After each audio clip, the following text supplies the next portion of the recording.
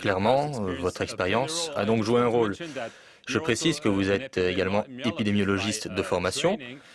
Je voudrais donc avoir votre opinion sur quelque chose dont nous avons parlé dans les informations récemment. L'administration Trump a déclaré, à travers son secrétaire d'État Mike Pompeo, qu'il y a, je cite, des preuves énormes que le coronavirus provient d'un laboratoire chinois de Wuhan. Fin de citation. La Chine a déclaré que le virus provient d'un marché de fruits de mer à Wuhan.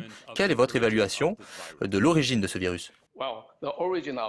L'origine du virus doit faire l'objet d'une enquête scientifique. Pour le moment, nous savons que le virus vient de Wuhan.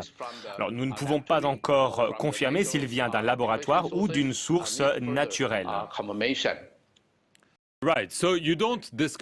Vous n'écartez donc pas la possibilité que ce virus se soit échappé d'un laboratoire. C'est l'une des possibilités, n'est-ce pas? C'est une des possibilités. Nous devons aborder cette question avec prudence. Pensez-vous que la Chine n'a pas été assez transparente au sujet de la détection du virus, voire du nombre de morts dus au virus? Depuis que les premiers cas de Covid-19 ont été signalés à Wuhan, seuls les cas de pneumonie aiguë ont été isolés et traités à l'hôpital. Il n'y a pas eu de traçage des contacts ou de traitement.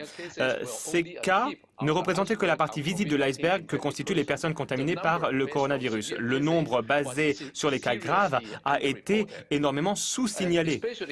En particulier au début de l'épidémie, les tests de dépistage n'étaient pas au point, ce qui a limité la détection des contaminations et le nombre de cas a été sous-rapporté. C'est une certitude.